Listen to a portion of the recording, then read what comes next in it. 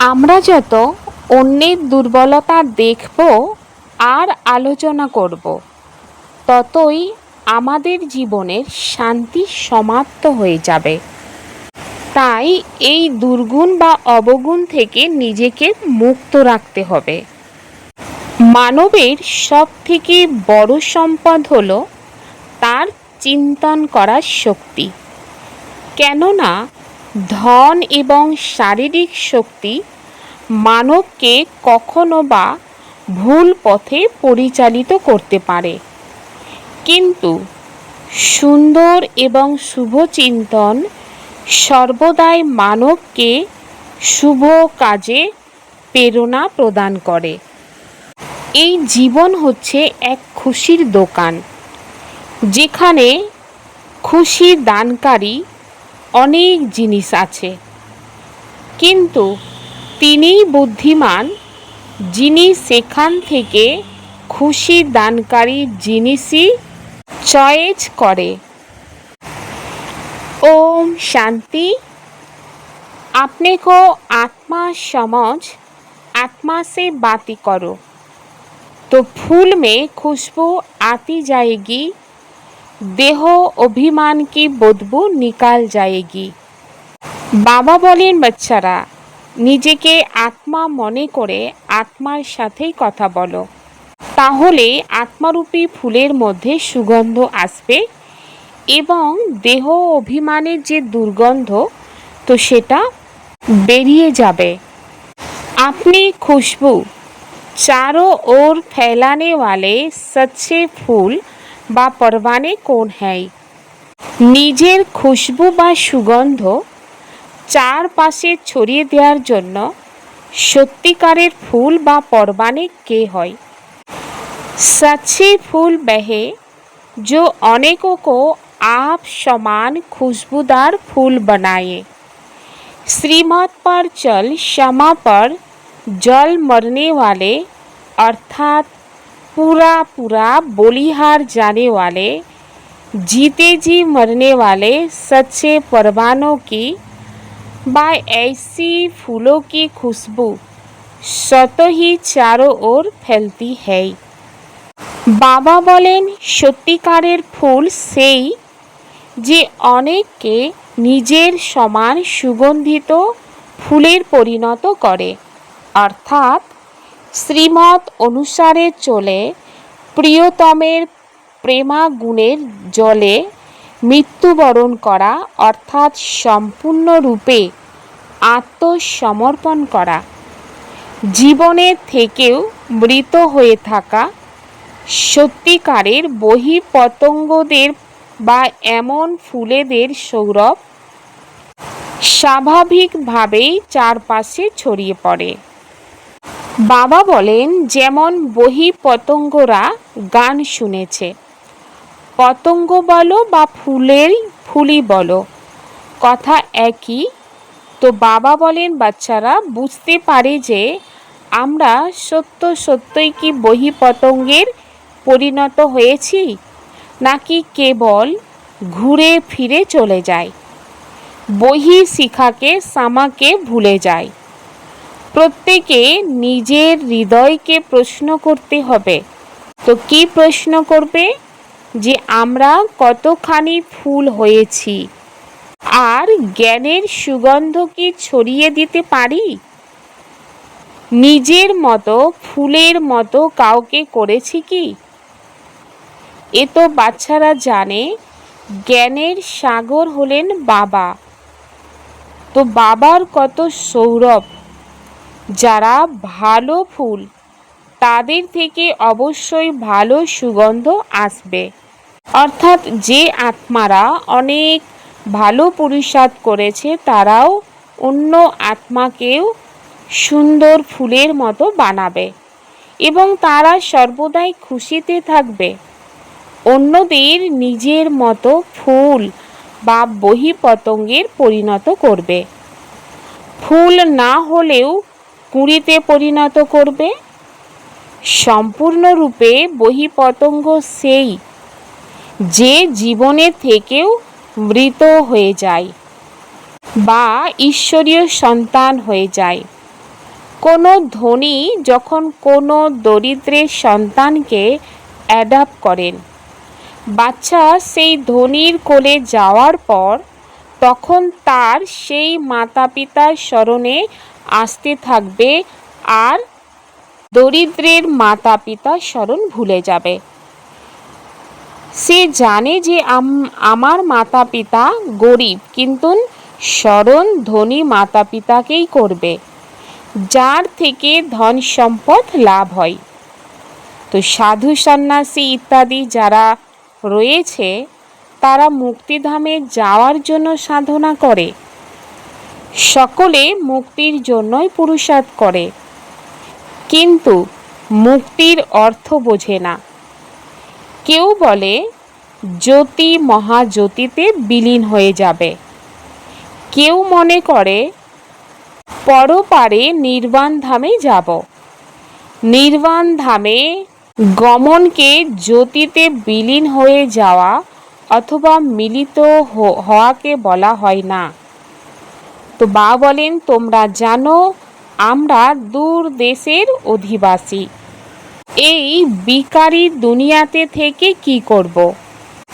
बच्चों को समझाया है, जब कोई से मिलो तो ये समझाना पड़े कि ये बना बनाया ड्रामा है। सत्ययुग त्रेता फिर संगम युग, ये भी समझाया है। सत्ययुग के बाद त्रेता का संगम होता है, वह युग फिरता है और ये कल्प फिरता है। बाप যুগে যুগে नहीं आते। বাবা বাচ্চাদেরকে বুঝিয়েছেন যে যখন কারোর সঙ্গে সাক্ষাৎকার করবে তখন এ কথা বোঝাতে হবে যে এ হলো পূর্ব নির্ধারিত ড্রামা। সত্যযুগ ত্রেতা, তারপর সঙ্গম যুগ।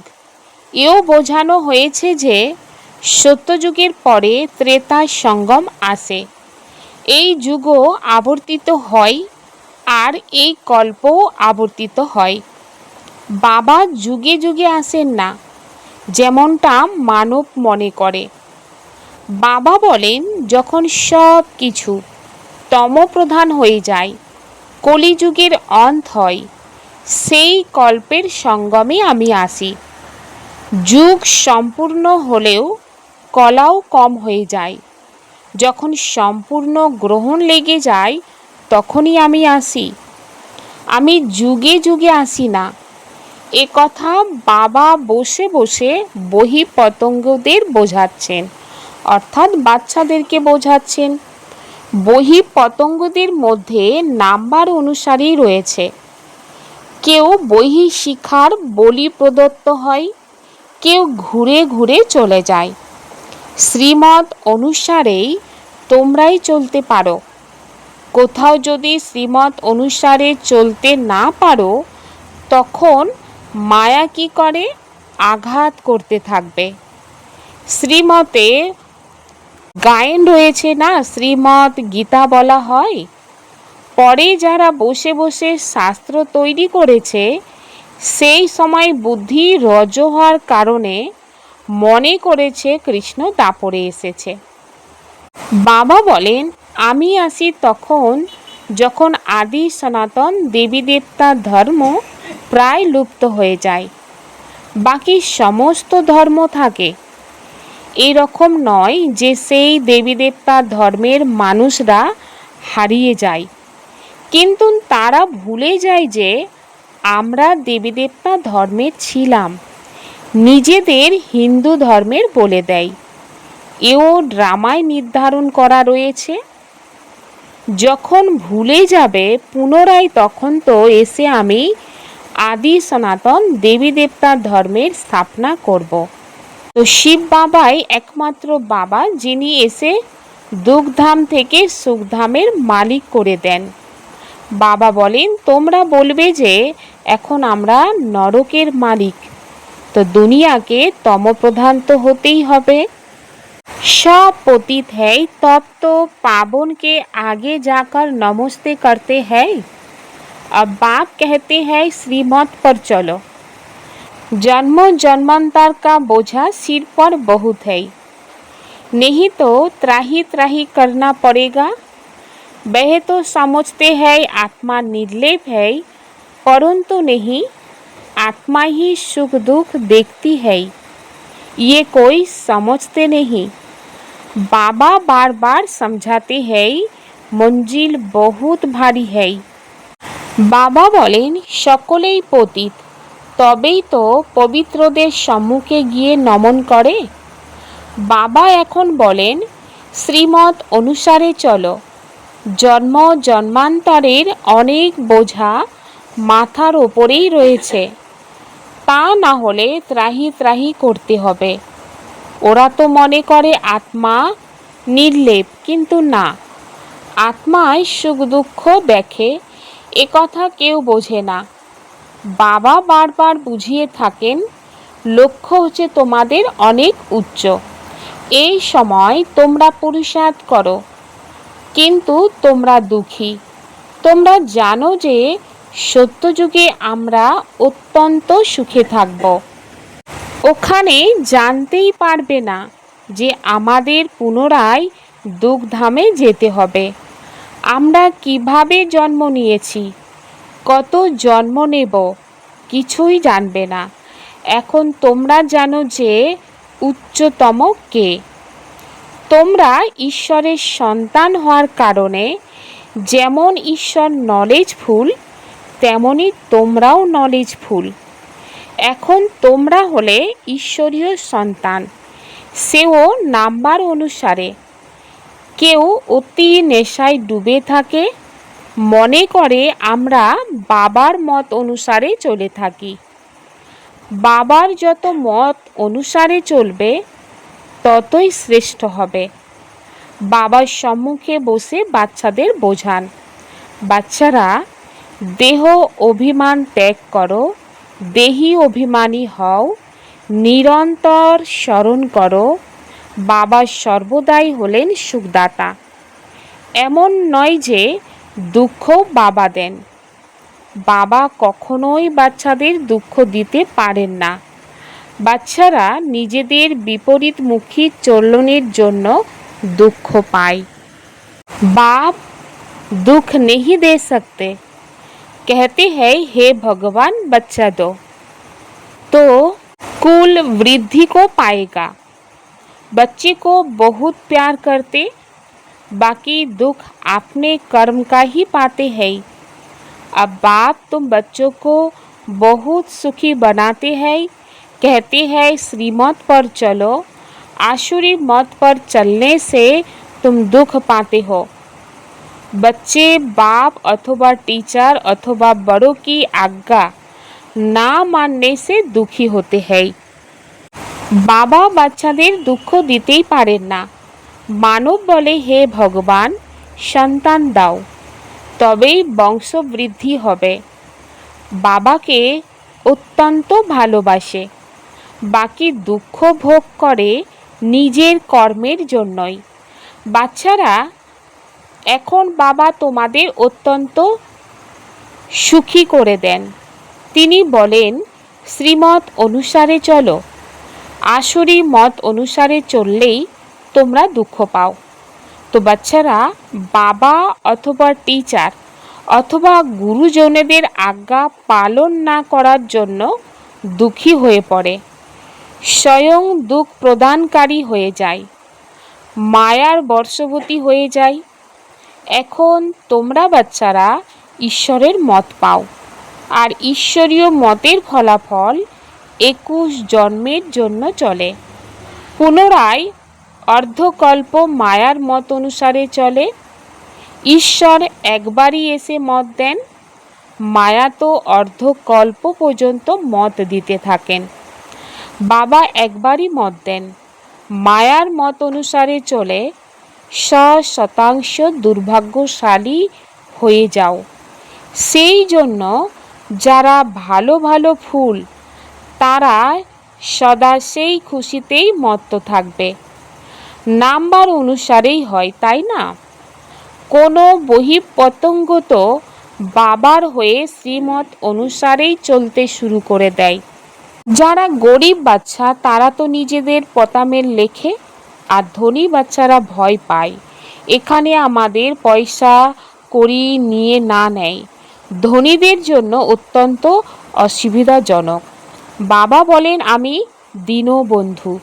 দানও সর্বদাই দরিদ্রদের দেয়াই হয়ে থাকে। সুদামার কথা রয়েছে, তাই না? দুমুষ্টি চালের পরিবর্তে তাকে প্রাসাদ দেয়া হয়েছিল।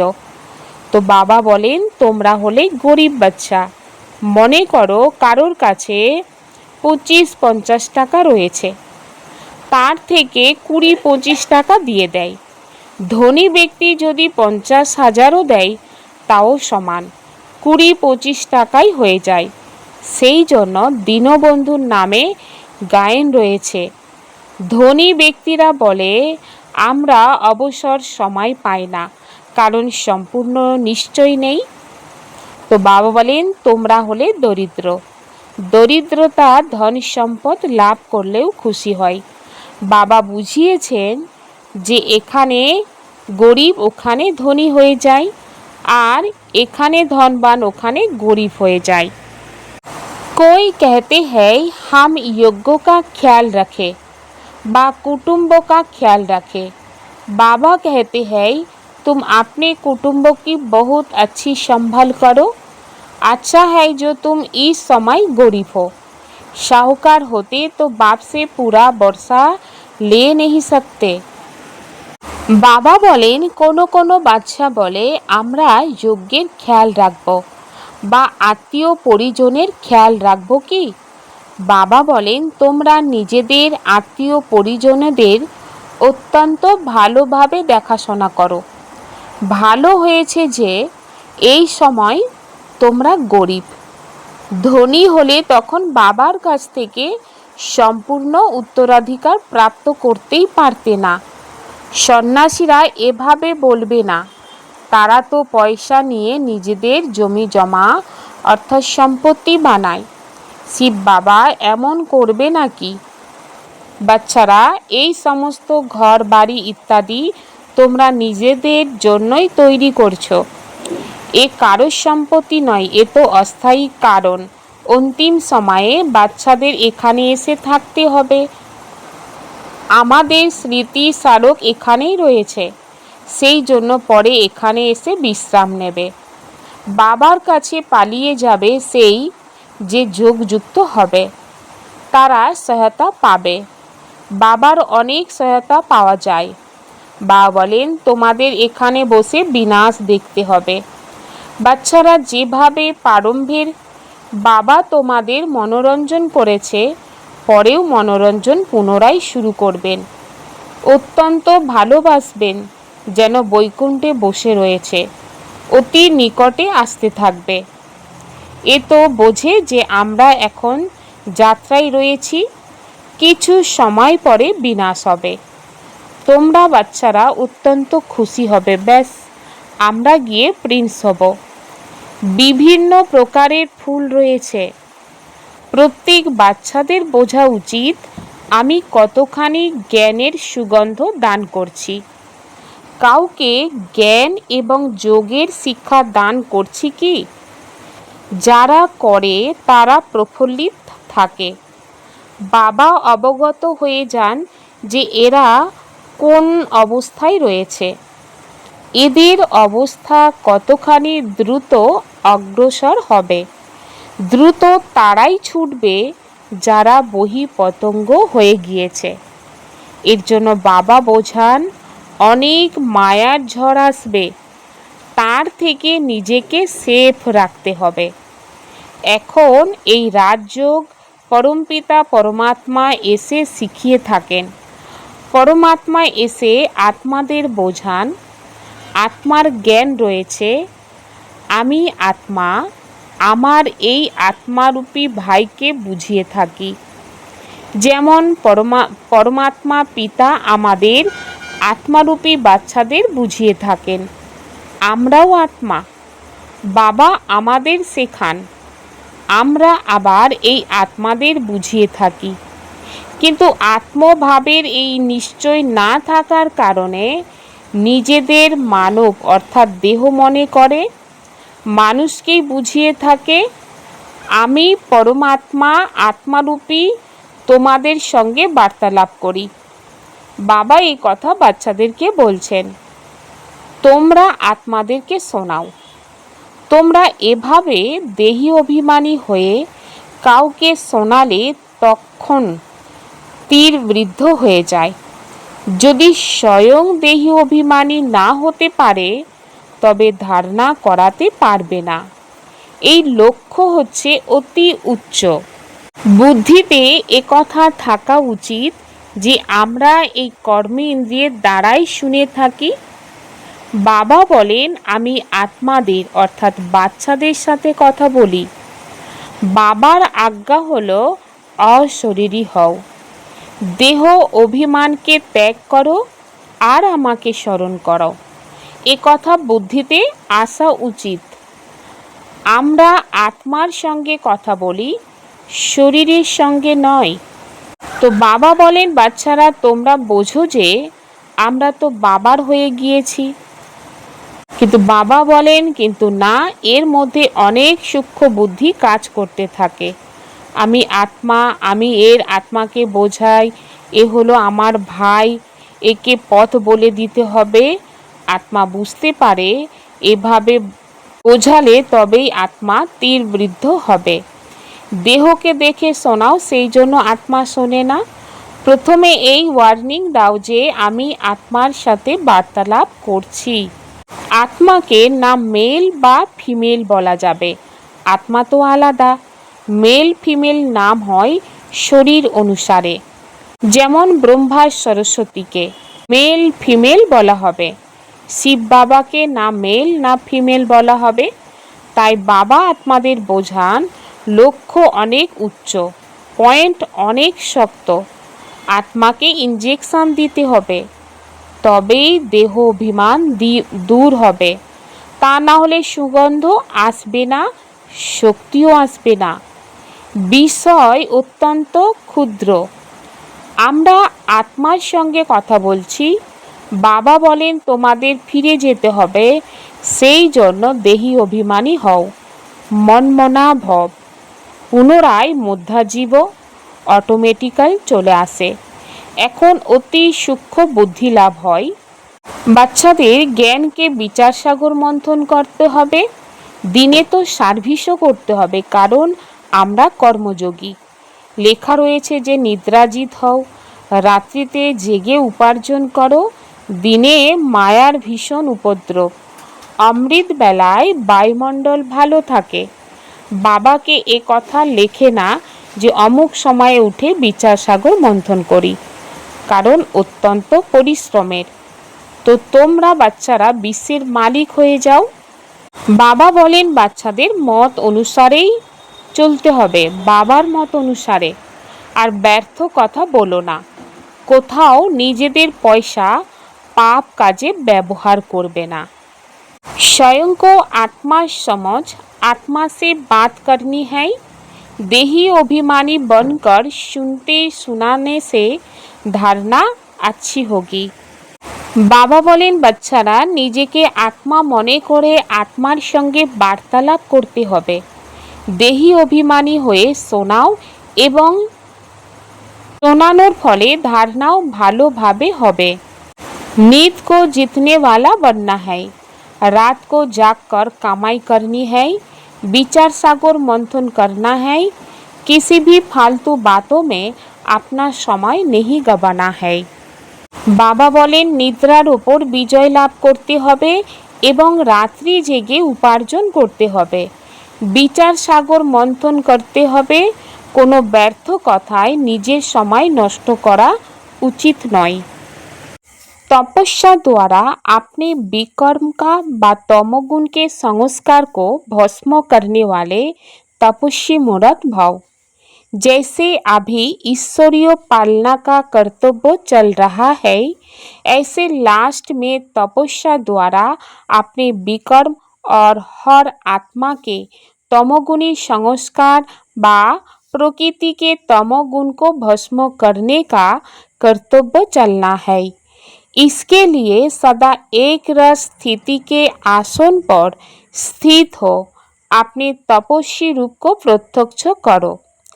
आपकी हर कर्म इंद्रियों से देह अभिमान का त्याग और आत्माभिमानी बनने की तपस्या प्रत्यक्ष रूप में दिखाई दे।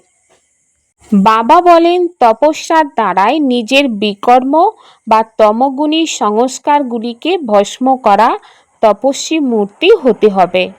जे रकम एखन ईश्वरीय पालनार कर्तव्य चलछे एई रकम लास्टे तपस्यार द्वाराई निजेर विकर्म और प्रत्येक आत्मार तमगुणी संस्कार बा प्रकृतिर तमगुणगुलिके भस्म करार कर्तव्य चलबे। एर जोन्नो सर्वदाई एकरस स्थितिर आसनेर ओपर स्थित हये निजेर तपस्वी रूपके प्रत्यक्ष करो। निजेर प्रत्येक कर्म इंद्रियर द्वारा देह अभिमान के त्याग और आत्म अभिमानी हर तपस्या प्रत्यक्ष रूपे देखा जाबे। संस्कारों की टक्कर से बचने के लिए बालक और मालिकपन का बैलेंस रखो। बाबा बोलें संस्कारेर जे टक्कर ता थेके बाँचार जोन्नो बालक और मालिकपनेर बैलेंस रखते हबे। ओम शांति।